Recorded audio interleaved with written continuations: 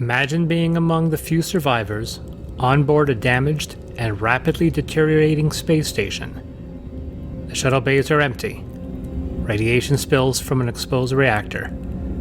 And an ethereal presence slowly stalks within the shadows.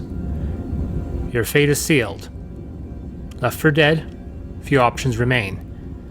But you have just enough courage to ensure the monster responsible for everything goes down with you. You are not going to survive. But neither is the Anomaly. Wow. That's kind of dark. There's no doubt that the T-O-R-I-S-S... Wait. Tor-I-S-S? Taurus! Wow. I just got that. Is falling apart. Fire spreads uncontrolled. Lights don't work.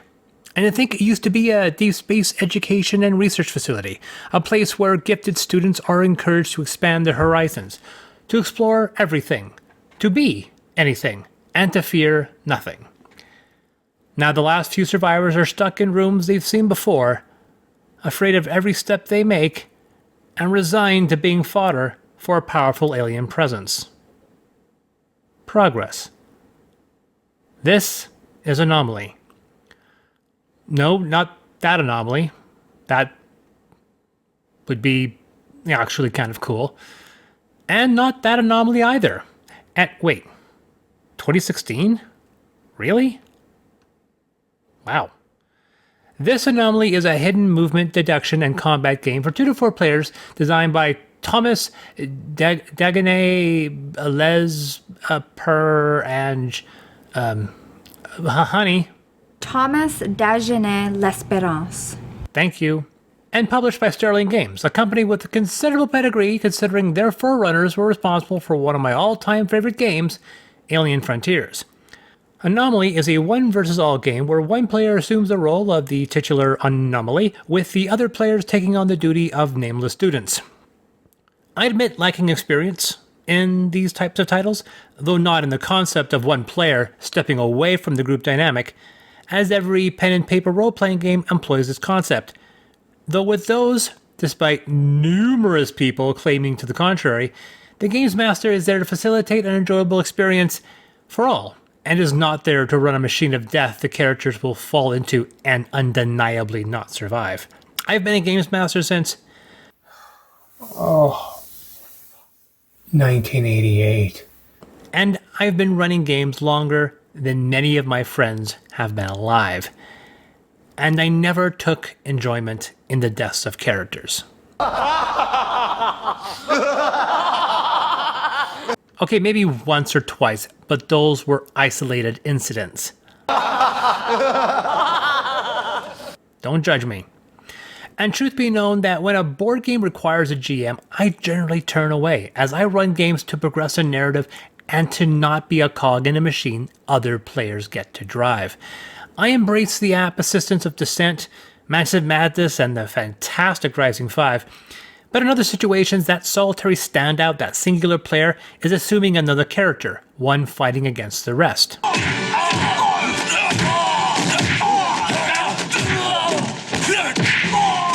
You'd be so lucky. Fury of Dracula, Not Alone, Scotland Yard, Spectre Ops. Each of these involves one player possessing generally more power and a unique skill set in comparison to the rest. With nearly every example, the isolated player works independently from the group that works together to defeat the excluded. Anomaly works a little different, in that everyone employs hidden movement. Yes, everyone. It's a double-blind hidden movement game. Does it work? I guess it depends on what you are looking for in a one versus all. Remember that fight scene I just showed? We'll get back to that in exactly... Wow, 1900 words. Let's start with setup. Place the game board in the middle of the table, take note of the arrow because the manual won't. Shuffle and place the radiation tokens face down in the center. Yes, the board is circular and has holes. These are empty escape pods. That's encouraging. Shuffle the action cards and place them face down near the board, along with the sensor, trap, and electricity tokens. Place the health board down along with the respective health trackers for each side at either end, with the 0 token sitting in the middle. All student players share one single health value, and the token denoting 0 means it can shift, offering more health to the anomaly at the cost of the students. And no, it can't move the opposite direction. Distribute the 6 fuel sources, 2 in each ring, as long as they are not adjacent to each other. Each player gets his or her mini board along with a convenient screen doubling as a reference guide. One player becomes the anomaly. He or she also gains 3 AP discs, or action point discs, and those nifty evolution tokens, all face down. As an interject, ensure all the mini boards are orientated, matching the big board to prevent confusion. Players gain 9 tracking cards and several action cards based on player count. With 3 players indicated here, each character gains 3. Everyone gains 2 standees representing their character, and on their private board, designates a starting location. These reminder tokens can be used by all players to track possible locations of other players or the anomaly. The game is vague on where they can be used, either on the mini boards or the honestly seldom used larger one. Yes, this main board is virtually empty and will remain so for the majority of the game. It begins! Each side takes a turn, meaning only one student can take an action before the anomaly does. The students decide amongst themselves which one will take a turn, after which the anomaly can choose to take a turn or pass. The anomaly can pass, students cannot. A student must always play one of the action cards from his or her hand to do anything. The 2 basic actions involve moving your token across your mini board or attempting to locate the anomaly. When accomplishing this task, the action card is simply discarded. With any of the 9 special actions listed on the card after activating, the card is handed to the anomaly, who until this moment had no cards of its own. Notice how only half the card denotes a student ability. The inverse is the new ability the anomaly gains. What's going on? Why are you whispering? Despite what you may think, the game never outright prohibits players from communicating. They can't show the action cards in their hand, nor the mini boards behind the screens, but they can talk between one another, as long as the players know that the anomaly is listening in. There are no secrets on this station. This does mean that, despite the logic of the situation, despite not being invisible, players can enter the same room and not see each other. I'm sure I'm invisible. Hi, Drax. When a student moves, it discards the action card, as stated previously, but it also must place a location card matching one of the 3 symbols on the new location. When moving again, this card is shifted from the left to the right side. It's flipped over, and the new location is placed on the left. When repeated, the right card is removed, and the process repeats. The icons on the board are organized logically. These 4 connected locations have fire, these 4 are frozen. An attentive anomaly should be able to employ this information to guess student location. The new card is face up, offering a more obscure clue, though with repeated plays with an experienced anomaly, this will no longer be a hurdle. For example, this student, they have no name, so I'll just call him Bob. Bob moves to this location, places his card matching one of the 3 symbols. The card is placed on the left in front of Bob's screen. Later, when placing this new card, the old one is flipped and shifted to right, and Bob moves again, but because of the options, Bob could technically be in one of 2 new locations. To commit to the track action, a player discards an action card and selects one of the 2 tracking cards in front. The anomaly must confirm if it is in a location with that symbol. When employing the action on the action cards, a student can strike once or twice, up to one's own way, strike at range, place a secret trap you can trigger at any time, perform a physical attack that reveals your location, place down a sensor, forcing the anomaly to reveal itself if it enters that location. There are stims, which you would think can heal a student but only allows additional movement, and bait, forcing the anomaly to move in a specific direction. When attacking a zone, if the anomaly is present, it suffers damage instead of students. If the anomaly is not there, any students present take damage instead. One of us must be the bad creature. Is it me, maybe? With the anomaly, it must flip an action token over when it performs an action. It's not required to place tracking cards for everyone to see. Its second basic action is feeding. It reveals itself, and if a student is at that location, the 0 token shifts closer to the students, reducing their hit points while gaining hit points for the anomaly. If no student is present, but a fuel pod is, the anomaly regains 1 hit point, assuming, of course, the students haven't destroyed them all. If an anomaly gains action cards from students, it can additionally perform a special action, meaning it can do both a basic and a special action in a single turn, unlike the students. With Overload, the anomaly can either place 2 electricity tokens anywhere on the board or detonate them all to inflict 1 damage to each student in those areas. The anomaly is immune to this effect, and the players don't reveal their locations. The anomaly can possess a student if at that location they are revealed and forced to play a card from their hand to accomplish that action. The anomaly can also designate a number of zones that students must declare they are present in or not. The anomaly can also teleport to any zone on the board. And finally, 2 evolve cards can be discarded to activate one of the evolutions. These are permanent passive abilities, including feeding of electricity to heal, forcing players to reveal themselves when they do an action other than move, trap, or track, forcing students to take damage instead of you in the same location, phasing through walls, and free movement as a reaction after your student's turn. These are all considerably powerful. End of round occurs when the anomaly has used its 3 action tokens and the students have been reduced to only 2 cards total among them. After this, they refill their own hands and the anomaly flips back its action tokens. But the mounting dread of the endgame looms. Draw the top token of the radiation stack and place it face down on the lowest number that is either adjacent to the reactor or adjacent to a previously placed radiation token. Reading this token can be tricky, just remember these numbers face up to match the arrow of the big board. Any player on a radiation token at the end of the round suffers 1 damage. The anomaly also loses 1 hit point, no matter what. The endgame occurs when either the anomaly life token or the student life token lands atop the 0 token. If either one is 1 step away from death, the all is lost moment! They can immediately refill their hands or flip their AP tokens back to ready. From a production standpoint, Anomaly works. The graphic design is consistent and the board design novel. The screens relate all pertinent information, but are extraordinarily short. To make matters worse, the standees are tall, making it exceedingly difficult to not glean information poking from over the cards. You can also employ these reminder tokens to track where you think other players are. You can place them on the board. That would be offering additional information to the anomaly. Likewise, the anomaly could track player movements, but doing so privately would also be advisable, meaning that big board is only used to convey specific information and to establish radiation. If it wasn't for the latter, you could add coordinates to each mini board and do away with the large board entirely. However, when I start discussing strategy, you'll discover why using the big board is vital.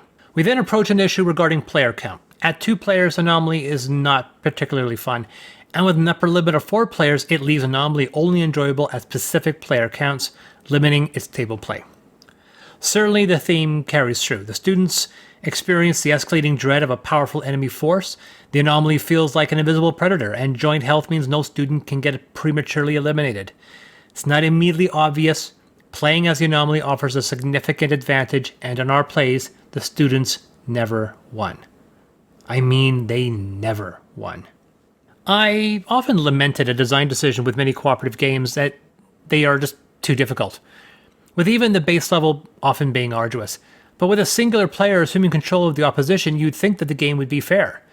Except it's usually not, with the outstanding player often being more powerful than the sum of the resistance.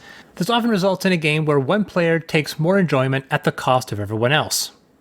I mean, there are obvious exceptions. In Hunt for the Ring, one player assumes the role of Frodo, with the other players taking control over the forces of darkness. But with Anomaly, the namesake predator is considerably more powerful. A student's basic actions are limited to moving and detecting, while the Anomaly possesses a basic feed, which adds a hit point while taking away the students. The Conduit evolution allows the Anomaly to regain hit points if struck by its own lightning attack. Alternately, they have no way to regenerate hit points. Absolutely no way. A stim card offers movement, but not hit points.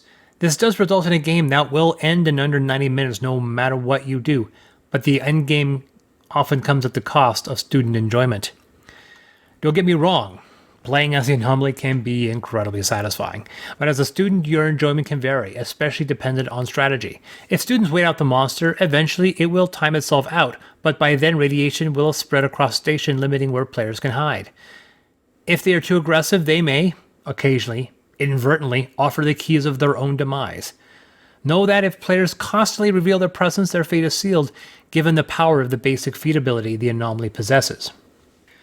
I've been dancing around the subject, so let me address the matter directly. I am in the minority in my group, the sole voice of moderation. Perhaps it's because I'm used to cooperative games being unrelentingly difficult, but in this situation, it's thematically logical, though unwise, to offer such a considerable advantage to one player.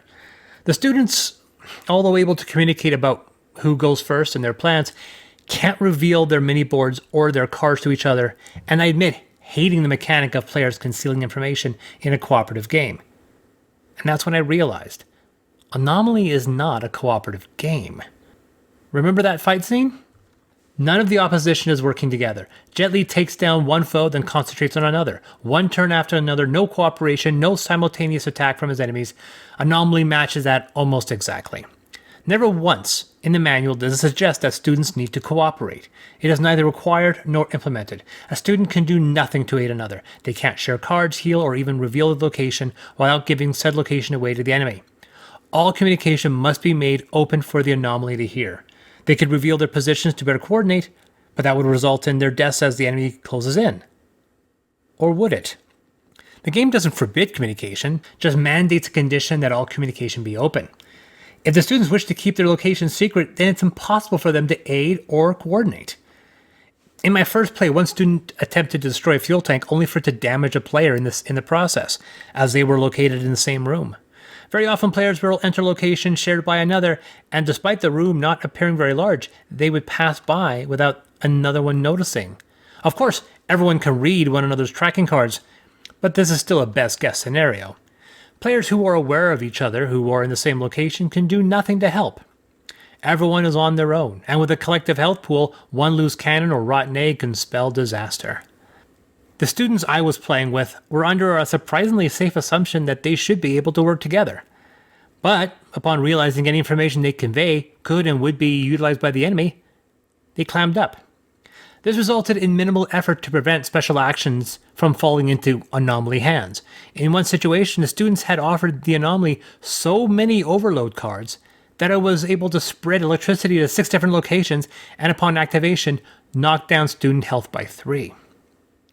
Of course, all of this could be attributed to a lack of strategy. Students can coordinate the cards they are using to prevent too many of the most destructive cards from falling into enemy hands. It requires 2 evolve cards to activate a permanent buff, and with the obvious advantage of the overload, these cards would be the ones you'd want to avoid passing on. The scent and teleport cards are weaker. Like any cooperative game, it may take several plays for students to get a handle on the game, while the Anomaly is a natural role to assume. These reminder tokens, they have no specific rule in how they're played. The game suggests using them on the main board, except it would be foolish for the Anomaly to openly advertise where it thinks the players are hiding. Alternately, however, it would be a good idea for players to coordinate with each other by placing the black Anomaly reminder tokens on the main board, which my group never did. It helps that an Anomaly player can watch the degradation of communication with students and offer advice on where they went wrong afterward. Very often the students are too paranoid or too quiet, which, you have to admit, is thematically consistent. That's why I can't really hate this game. As the Anomaly, despite limited actions, you do feel empowered, while as a student you feel unusually weak. I'd never played this game as 2 players, though in this mode the student player assumes 2 characters. As a student I can understand the frustration. Most everything you do partially or completely reveals your location. Despite possessing more direct weapons than the Anomaly, you continuously feel vulnerable. Student success is very much based off careful strategy. How much do you communicate to other players without handing your spleen on a silver platter? Taking out the fuel tanks is an advantageous early strategy, and if you can avoid the Anomaly feeding, you can time out the creature. You can also prevent the Anomaly from possessing too many good cards. Handing the Anomaly 4 overload cards in one game was certainly not a good idea. The pairing of student abilities with Anomaly abilities appear random. Thus, players should coordinate which cards they are giving to the Anomaly to better prevent the Anomaly from acting too aggressively. Of course, Having a game with two sides that are very much not even may turn some people away. If a group of students find the frustration of being underpowered too much, try this. There are only 3 stim cards in the action deck, which are not as effective as you may think. Perhaps these can be used to increase student health. Play 1, improve health by 1. As for cooperation, I would offer an additional ability to the bait cards that allows one student to look at another student's mini boards and exchange information. With both of these rules, I would also add a provision that when a card is given to the anomaly, that it be placed on its own separate discard pile the students no longer have access to. Anomaly will not be for everyone. Many of my players hated the game. I'll give it a 7 out of 10. It's not bad, and can undoubtedly be rewarding based on who's sitting around the table. I absolutely love the theme, the original concept, and despite borrowing ideas seen in various movies, it does feel unique. This is Chris from Dias Ex Machina. Thanks so much for watching another Dice Tower video. If you enjoy our videos, subscribe to the channel for more fun, comprehensive board game coverage. Also, consider joining us at one of our events. Come to Dice Tower Retreat, a small, intimate gathering where gaming is king. Join us for Dice Tower Cruise, the largest board game cruise. Attend Dice Tower West in Las Vegas for gaming fun on the West Coast, or Dice Tower East in Orlando, in sunny Florida. Dice Tower Conventions, the friendliest gaming conventions on Earth. I'm Eric Summerer, and you've been watching The Dice Tower.